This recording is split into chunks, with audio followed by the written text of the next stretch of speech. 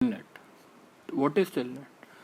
अगर हमारे को, जैसे सबसे सिंपल सा एग्जांपल ये है कि आज की डेट में ना वर्क फ्रॉम होम होता है,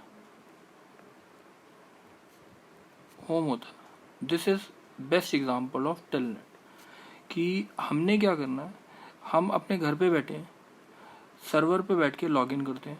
ये सर्वर है, ये हमारा यूज़र है, इसने लॉग इन किया। इसकी जो स्क्रीन होती है यहाँ पे हमारे कंप्यूटर पे आ जाती है, और वही स्क्रीन पूरा का पूरा हम जब काम कर लेते हैं, सारा का सारा जो स्टोर होता है वो सारा का सारा इसी सर्वर पे होता है, ठीक है। बट हमारे को क्या लगता है, यूज़र को क्या लगता है कि हमारे डेस्कटॉप पे ये सारा काम हो रहा है। This is called as work from home. तो to access remote computer, to access remote computer तो to access remote computer telnet command is used. जैसे हमारे ना जैसे अगर हम बोलते हैं लिनक्स लोडेड हो, कहीं पे लिनक्स लोडेड है, तो हम क्या करेंगे, एक लिनक्स का सर्वर बनाएंगे और बहुत सारे क्या कर देंगे, जैसे ये क्लाइंट्स बना दिए, लिनक्स क्लाइंट्स। अब हम इसके अंदर लिनक्स क्लाइंट इंस्टॉल करेंगे, इसके अंदर लिनक्स सर्वर। अब टेलनेट कमांड के थ्रू ये क्या कर सकता है, इसको लॉगिन कर सकता है, इसको लॉगिन कर सकता है, और दोनों के सिस्टम के ऊपर क्या लगा हुआ है, लिनक्स चलेगा। इस पे भी चलेगा, इस पे भी चलेगा, और हमें लगेगा कि हमारे इस टर्मिनल पे यानी इस कंप्यूटर पे लिनक्स लोडेड है, ठीक है। तो this is the main work of telnet. अब दूसरी चीज़, इसके अंदर इसकी कुछ प्रॉपर्टीज़ होती हैं जो हम दिखा रहे हैं। सबसे पहली प्रॉपर्टी, सिंगल TCP/IP कनेक्शन बनाता है। जैसे FTP ना, दो कनेक्शन बनाता था, एक डेटा के लिए और एक कंट्रोल के लिए। इसके अंदर सिंपल एक कनेक्शन बनता है, ये वाला जो कनेक्शन होगा TCP/IP एक ही होगा, एट ए टाइम एक ही कनेक्शन चलता है टेलनेट के ऊपर, ठीक है।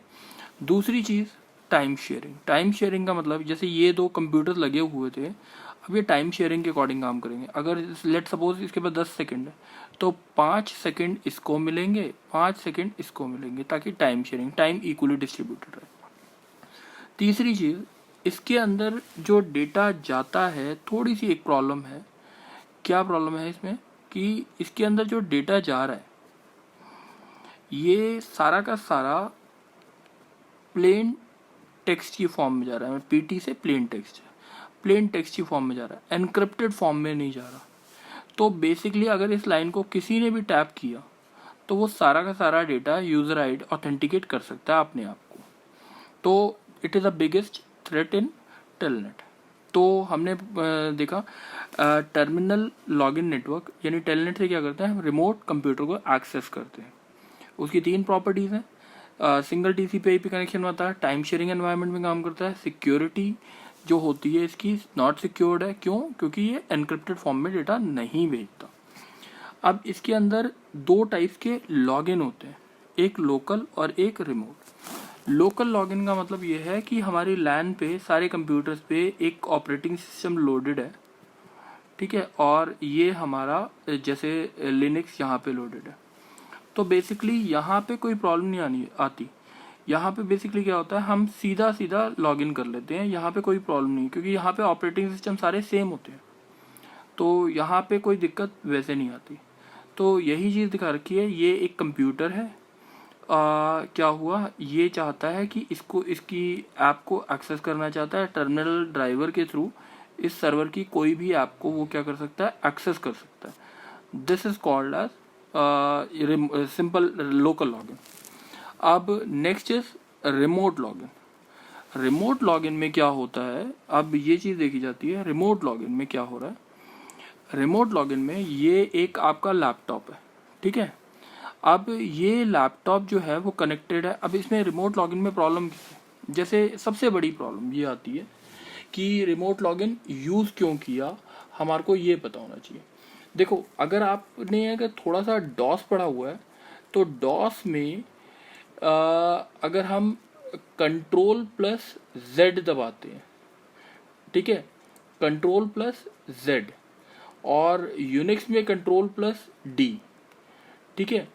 तो ये दोनों के दोनों, जैसे अगर मैं एक बार दोबारा से बोलता हूँ, one of the problem that occurs in remote login is that character set used by two terminals, two operating systems may be different, so they may have different character set. For instance, the end of file token in DOS में end of file का जो token होता है वो control plus Z होता है, और Unix में कंट्रोल प्लस D होता है, ठीक है। तो बेसिकली एंड ऑफ फाइल के लिए, अब अगर मैं एक्सेस करूंगा किसी फाइल को तो मेरे लिए तो प्रॉब्लम है, मैं कंट्रोल प्लस जेड यूनिक्स, ये तो ये डॉस वाला समझेगा, और ये कौन समझेगा, ये समझेगा यूनिक्स। तो बेसिकली एक कैरेक्टर सेट होना चाहिए दोनों के पास, ठीक है। अगर डॉस वाला यूनिक्स को एक्सेस करेगा तो दिक्कत आएगी।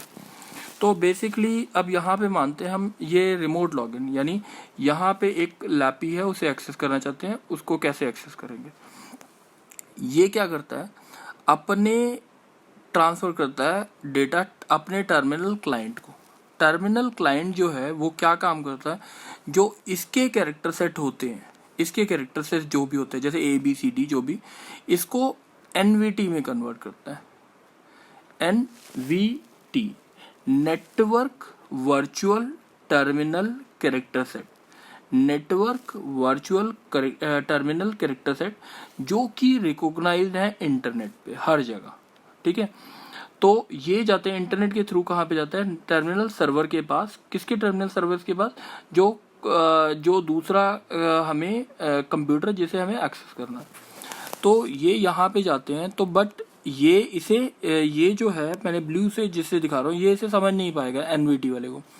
तो ये क्या करता है, टर्मिनल सर्वर उस फॉर्म में उसे टर्मिनल सर्वर ये इसे कैप्चर करता है NVT को, और ये कैप्चर करने के बाद जो समझ आता है इसे, वो इसको सीडो टर्मिनल ड्राइवर को पास कर देता है। अब सीडो टर्मिनल ड्राइवर का काम होता है ये कन्वर्ट करे NVT के कैरेक्टर सेट को किसमें, जो इसके कैरेक्टर सेट को समझ आए। तो ये बेसिकली ये काम करता है सीडो टर्मिनल कैरेक्टर से।